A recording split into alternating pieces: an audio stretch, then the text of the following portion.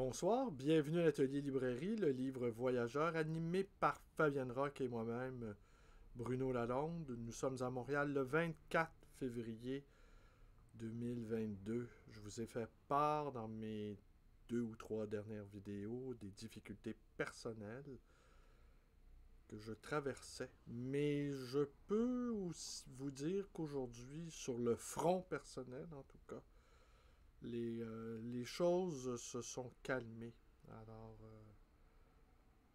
cette personne qui est évidemment très chère à mon cœur n'est pas tout à fait sortie d'affaires, mais disons les nouvelles sont plus encourageantes. Ce qui n'est pas le cas sur le front ukrainien. Je vais en parler très brièvement. Je ne vais pas m'apesantir et je ne vais pas non plus devenir un spécialiste de cette question ukrainienne. Il va sans dire. Euh, Tant de choses se disent, tant de choses se diront. Comment tout cela va se terminer, nous n'en savons rien. Mais il y a une chose qui me frappe, cependant, qui a été évoquée, évidemment. C'est que beaucoup ont blâmé l'OTAN de ses avancées autour de ce qu'était la zone d'influence soviétique, n'est-ce pas? Zone d'influence soviétique, il faudrait demander à ceux qui l'ont subi, les Hongrois, les Polonais, les Roumains, quels ont été les bienfaits pour ces pays-là d'appartenir à l'Empire soviétique. Faudra leur demander leur avis, ceux qui ont connu ce que c'était de vivre sous la férule des Russes. Et ce qui m'étonne un peu, c'est que les mots qu'a employé Poutine, qui voulait dénazifier l'Ukraine, en sachant aussi que lors de la Deuxième Guerre mondiale, il y a une partie importante de l'Ukraine qui était nazie, eh bien, cette chose-là de dénazifier et aussi de sortir de la possibilité que l'Ukraine puisse faire partie de l'OTAN, à supposer que Poutine réussisse sa grande entreprise de nettoyage. Hein. On n'imagine pas le sort qui vont être faits à ceux qui dirigent le pays en ce moment. Et tous ceux qui ont voulu proposer la démocratie, on imagine très bien que ça va très mal se terminer pour eux. Alors, mais une fois que imaginons simplement que Poutine parvienne à ses fins et qu'il réussit donc à dénazifier l'Ukraine et à repousser la possibilité définitivement que l'Ukraine devienne membre de l'OTAN. Qu'arrive-t-il aux pays limitrophes à l'Ukraine, les pays limitrophes actuellement que sont la Hongrie, la Roumanie, la Pologne, qui sont membres de l'OTAN. Alors, ils vont devenir, de rechef, également une menace à la sécurité extérieure russe. Alors, beaucoup disent qu'il n'ira pas plus loin, il va se contenter de ça, mais une fois qu'il aura atteint cet objectif, la menace de l'OTAN va toujours être là. La Pologne étant membre de l'OTAN, bon, vous m'avez entendu. Alors, d'imaginer qu'il puisse même s'arrêter, parce qu'il est rentré dans une espèce de mouvement qui pourrait s'apparenter à une... Ça va être peut-être en fait, c'est le thème de ma vidéo de ce soir, de ce livre-là, je vais y revenir. Est-ce que Poutine est emporté par une pulsion de mort? Est-ce qu'on peut analyser le cas Poutine à la lumière de la psychanalyse freudienne? Je pense que oui. J'ai l'impression aussi, parce qu'il y a beaucoup, il est devenu l'homme du ressentiment. Vous l'avez entendu, et son langage corporel, il est assis, il est tassé sur lui-même, a quelque chose d'assez étonnant. Assis, tassé sur lui-même, dans un fauteuil presque trop grand pour lui, comme si le poids de l'histoire l'accablait Et, vous le savez, les Russes ont payé le prix fort pour remporter la Deuxième Guerre mondiale, ce qu'ils appellent la guerre patriotique. C'est grâce à eux que nous avons pu vivre librement dans les démocraties libérales. C'est grâce à eux. Et beaucoup d'intellectuels communistes, européens, français en particulier, ont eu cette reconnaissance à l'égard du peuple russe qui s'est sacrifié 26 millions de morts dans le camp soviétique. Alors, 26 millions de morts avec aucune reconnaissance ou presque de la part du bloc occidental. Je pense que cela nourrit beaucoup, beaucoup, beaucoup de ressentiment. Et c'est possible que Poutine soit entré dans une sorte de délire et les voix de ces 26 millions de morts le hantent d'une certaine manière. Les morts la mort ne fait pas disparaître la mort, autrement dit. Et c'est possible que ces morts enfouis, niés, oubliés, refoulés, devenus inexistants aux yeux du bloc occidental, se sont mis à former une sorte de masse invisible et qui pèse très, très, très lourdement dans les affaires du peuple russe. De la même manière que j'ai un ami qui a fait sa maîtrise ou son doctorat en Allemagne. Et il jugeait les Allemands très sympathiques, les jeunes étudiants allemands qu'il avait rencontrés, très, très, très sympathiques. Mais il y avait un sujet qu'il ne fallait jamais aborder. C'était la période nazie des Allemands.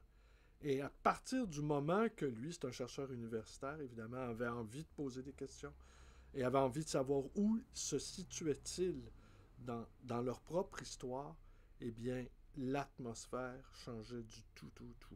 C'était la communication devenait difficile, le visage de ses vis-à-vis allemands se refermait et bref, il n'a pas été long à comprendre quand même qu'il ne fallait plus aborder cette question-là et lui-même, malgré lui, est entré dans le tabou de l'affaire. Alors, pulsion de mort, la pulsion de mort. Qu'est-ce que c'est, hein?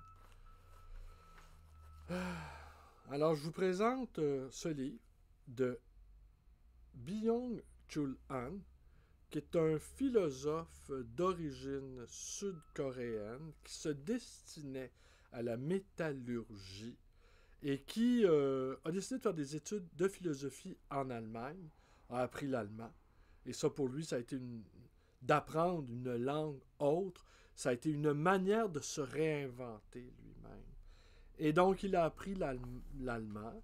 Il a fait des études universitaires, a fait sa thèse sur Heidegger, a écrit une quinzaine de livres. Et non seulement ça, mais aujourd'hui, il refuse de donner des entrevues. Alors, il refuse les médias, il refuse... Alors, c'est un personnage extrêmement discret, et il refuse sans doute de donner des entrevues pour échapper à la tyrannie du data, hein, au fond. Le data qui accumule une quantité prodigieuse d'informations sur nous, sur l'ensemble, et qui ne fait pas non plus qu'accumuler des informations, qui souhaite à nous amener à avoir un comportement qui va dans le sens de certains intérêts économiques. Alors, qu'on nous domestique au fond et qu'on introduise en nous qui sommes des êtres de désir, des désirs qu'on ne peut même pas imaginer au moment où nous parlons. Nous allons désirer des choses dont nous ignorons l'existence. Et que ce serait entre autres le rôle du data de paver la voie, d'ouvrir le chemin, d'ouvrir les canaux à des désirs que nous ignorons pour l'instant. Alors, qu'est-ce qu'est le thanatocapitalisme? C'est un néologisme avec deux mots, Thanatos, le dieu de la mort, et Eros, le dieu de la... Et capitalisme, la réponse c'est l'Eros à Thanatos.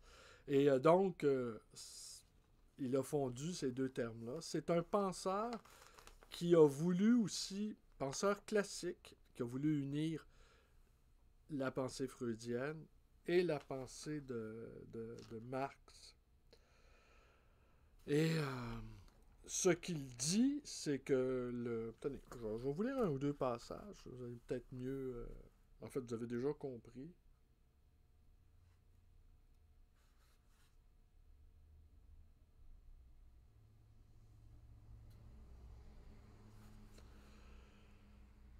Oui.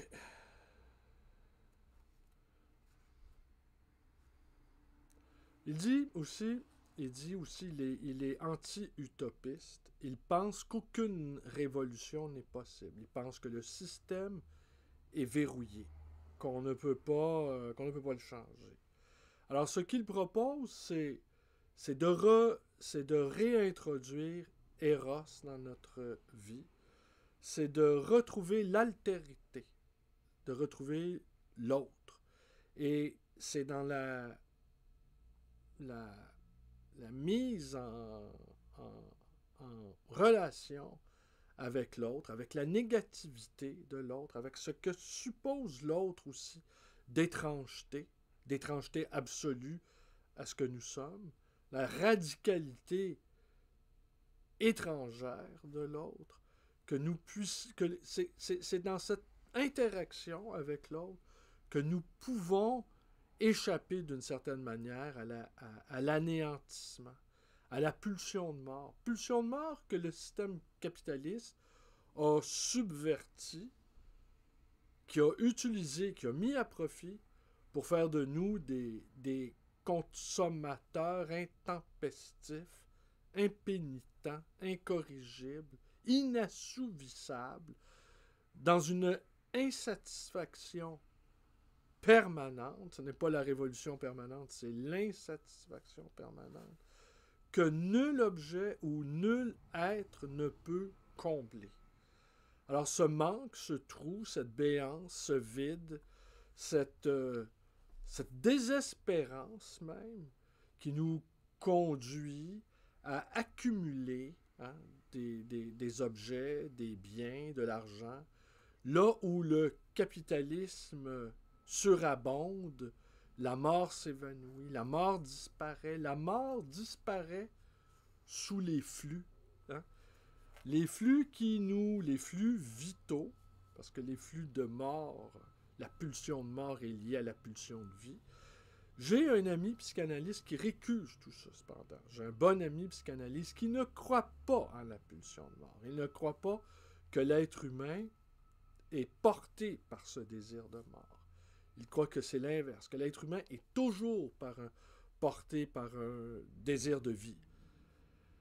Le vieux Freud, lui, ne croyait pas ça. Hein. On revoit Freud, qui est mort en 1939. Hein. Il savait qu'il avait fui le régime des nazis. Il savait que le temps des pogroms était arrivé. Il savait que le temps des persécutions était arrivé. La vieille mémoire juive va encoder dans son historique, dans sa mémoire, dans son récit mémoriel, les tragédies qui ont ponctué sa fuite depuis l'Exode. L'Exode qui est au fond l'être propre, hein, l'éthos du peuple juif. Alors donc, il dit qu'aucune révolution n'est possible. Il dit qu'on ne peut pas non plus apporter de solution marxisme au néolibéralisme, qu'il est entré dans une sorte de totalitarisme. Et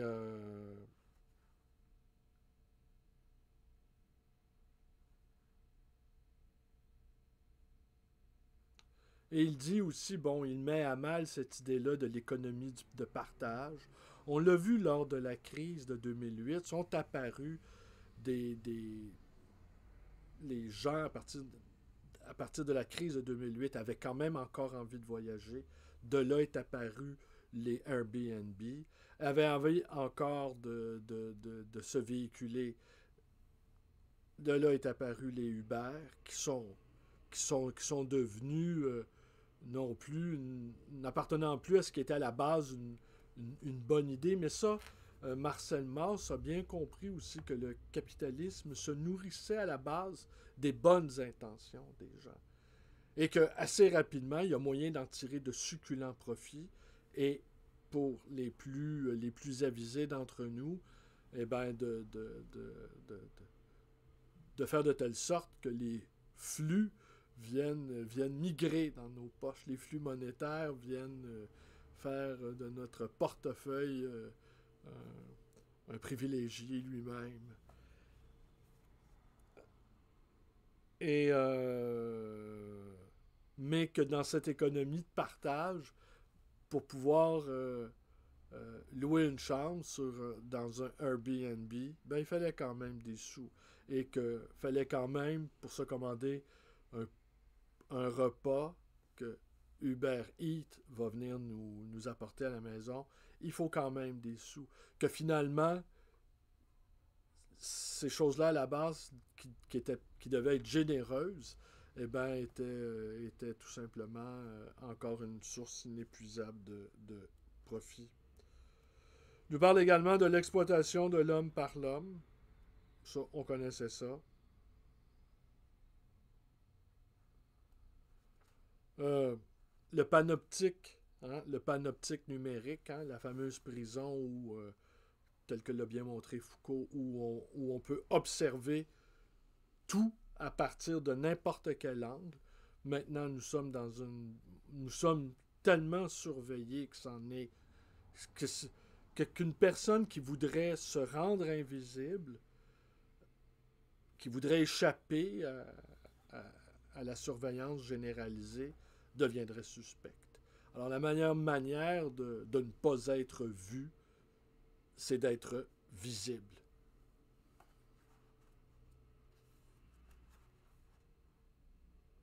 Il nous parle de la transparence.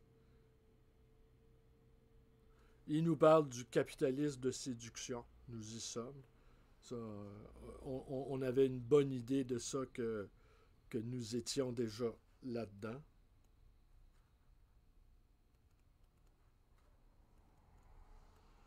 Alors, je vais vous lire le passage, peut-être le passage d'une entrevue qu'il a donnée sur... ou peut-être... avec ce qui se passe, oui, je vais vous lire quand même. Il va falloir trouver une façon, parce que les temps qui viennent vont être extrêmement... Oui, j'allais dire, il va falloir trouver une façon de vivre. Oui, parce que les temps qui viennent promettent d'être assez difficiles. Ça ne prend pas... inutile d'être un grand devin pour comprendre que nous allons nous diriger vers une grave récession, sinon une grave dépression. La crise en Ukraine ne va pas se régler demain.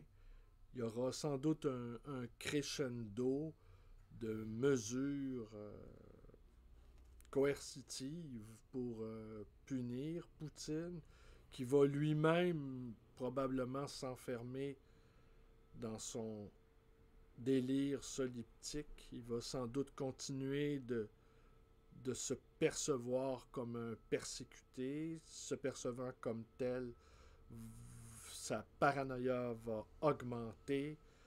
Sa paranoïa allant en augmentant, eh bien, sans doute, il va continuer d'exercer de la tyrannie sur son propre peuple, qui sans doute en a marre d'être toujours livré comme ça au combat. Et je me faisais une autre réflexion aussi, vous savez, peut-être mes amis européens, ça leur a échappé, il y a un contentieux entre le Canada et la Russie sur la zone arctique, sur ce qui va être le fameux passage du Nord-Ouest. Et régulièrement, le Canada met un drapeau disant ceci est dans mes ces eaux internationales appartiennent au Canada. Et la Russie met un autre drapeau. Pour l'instant, nous n'en sommes qu'à des guerres de drapeaux, qu'à une revendication de part et d'autre qui se fait sur le plan symbolique. Mais dans le cas d'une guerre généralisée, c'est sûr que la Russie pourrait se sentir justifiée d'aller mettre autre chose que des drapeaux en territoire arctique. Ça, ça fait partie des choses qui peuvent arriver. Euh, en fait, tout peut arriver. Hein? L'éros vint la dépression, un entretien, je vais vous lire des passages seulement, avec Ronald Ducker et Wolfram Ellenberger. Commençons par parler de votre origine. Bon, ça je vous l'ai dit. Alors, on va passer l'origine.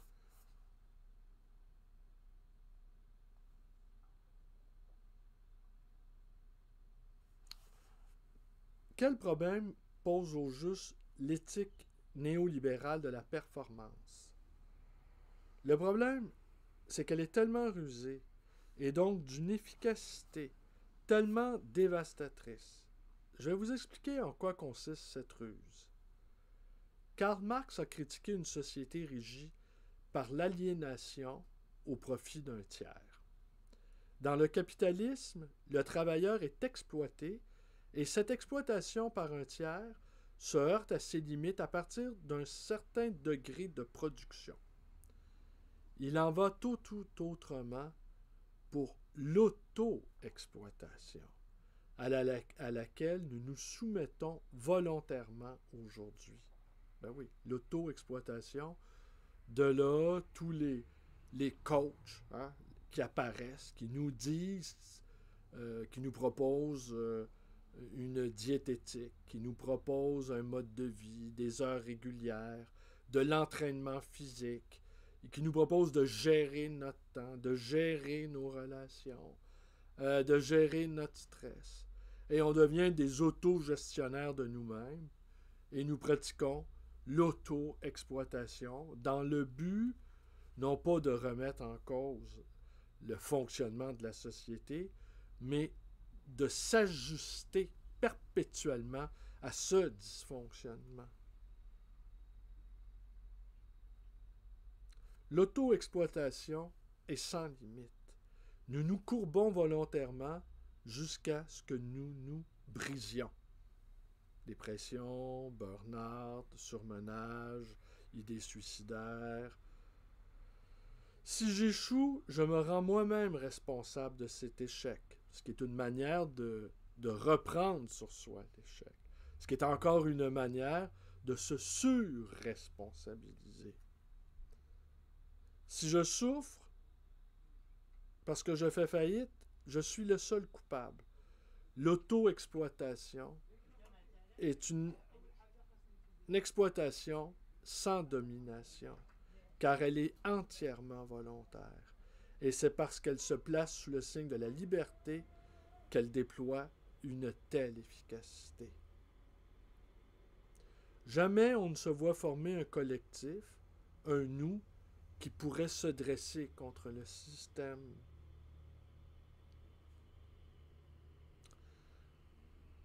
Dans quelle mesure la dépression est-elle liée à l'étiolement de la négativité?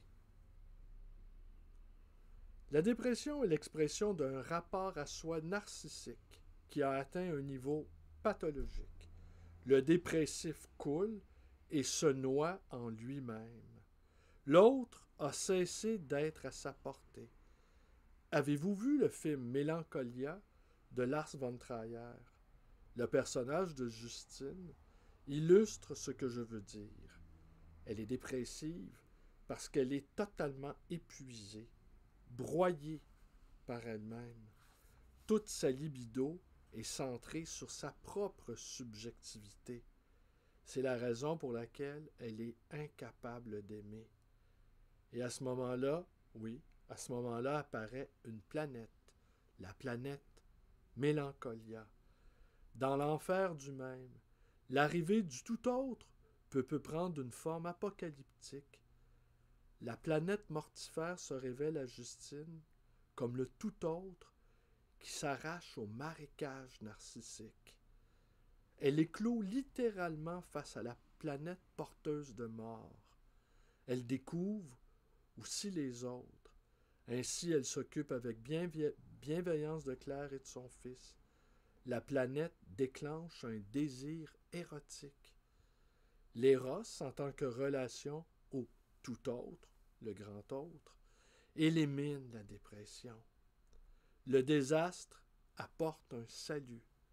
Du reste, le désastre vient du mot latin désastrum, qui signifie la non-étoile. Mélancolia est une non-étoile. Oui, désastre aussi à être frappé par les astres, n'est-ce pas? Frappé par frappé par les astres ou voir dans le cours ordinaire de sa vie un astre menaçant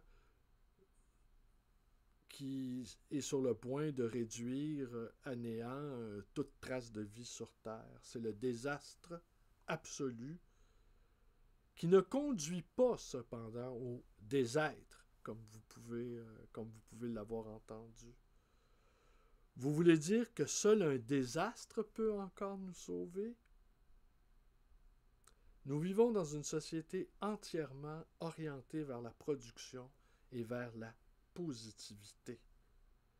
Elle abolit la négativité de l'autre ou de l'étranger pour accélérer les cycles de la production et de la consommation.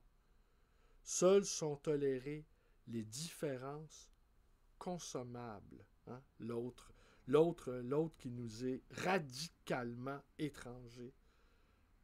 Cela nous est parfaitement insupportable. L'autre, celui auquel on ôte son altérité, on ne peut pas l'aimer, uniquement le consommer.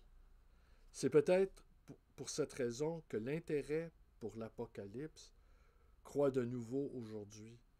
On sent un enfer de l'identique et l'on aimerait y échapper.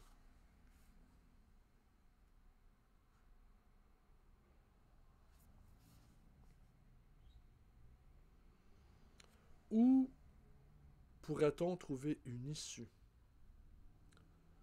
Une société sans l'autre, c'est une société sans Eros. La littérature, l'art et la poésie vivent eux aussi du désir du tout autre. La crise que traverse l'art aujourd'hui est peut-être une crise de l'amour. Bientôt, j'en suis sûr, nous ne comprendrons plus les poèmes de Paul Celan, car ils sont adressés au tout autre. Avec les nouveaux médias de communication aussi, nous abolissons l'autre. L'autre, nous sommes aussi abolis. Celan écrit dans un de ses poèmes « Tu es aussi proche que si tu ne séjournais pas ici. » C'est quelque chose, hein? Tu es aussi proche que si tu ne séjournais pas ici. C'est de cela qu'il s'agit. L'absence, c'est le trait fondamental de l'autre. C'est la négativité. Parce qu'il ne séjourne pas ici, je peux parler. C'est uniquement pour cette raison que la poésie est possible. L'éros est orienté vers le tout autre.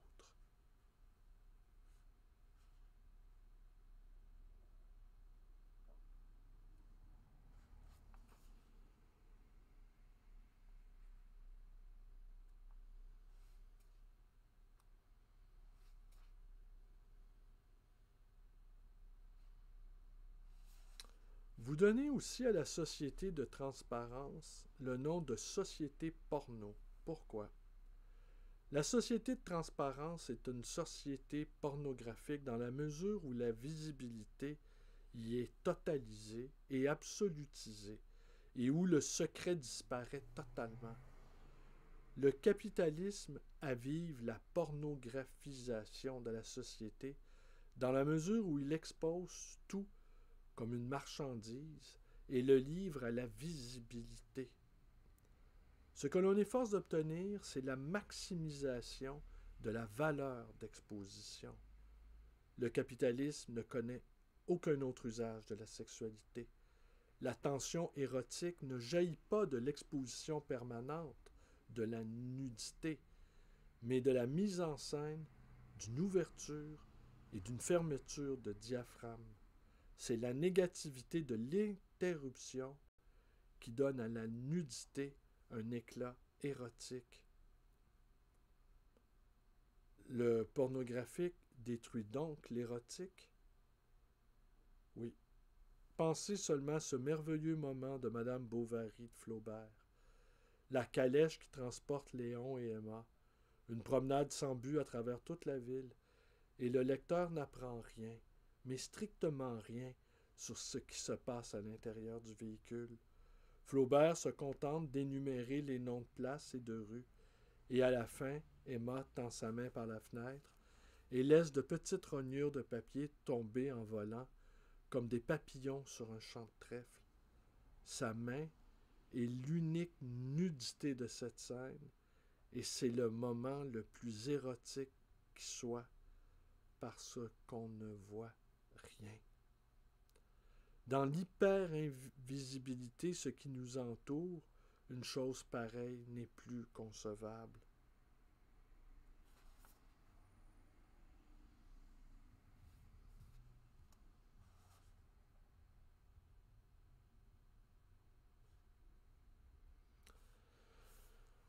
Eh bien voilà.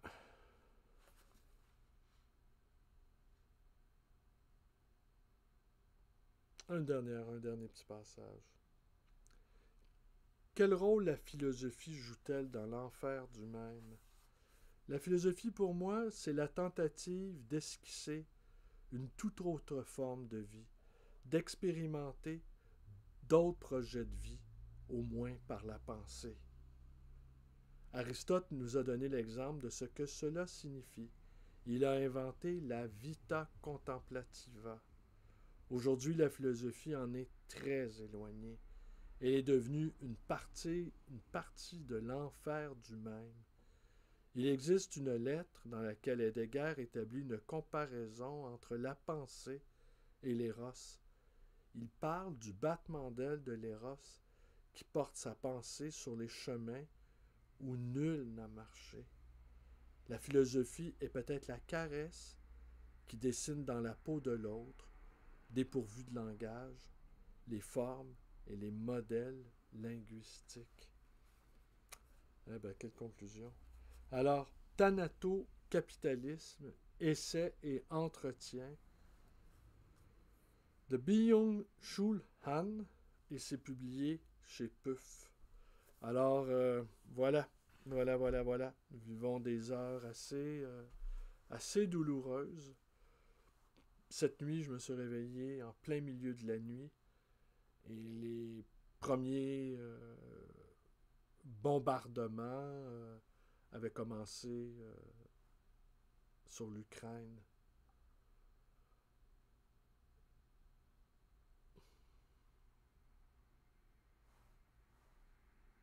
Je vous remercie d'être avec moi. Et sans doute à demain. Je ne promets plus rien, n'est-ce pas? Je sais en tout cas, cependant, que j'ai repris goût à ces rendez-vous quotidiens. Est-ce que je vais en faire 120 consécutives comme l'année dernière? Ce qui m'avait peut-être vaut mieux que je m'arrête une journée ou deux et que je reprenne. Mais en même temps, je ne sais trop ce que je vais faire. En tout cas, je suis content que vous soyez là. Allez, bonne soirée à tous.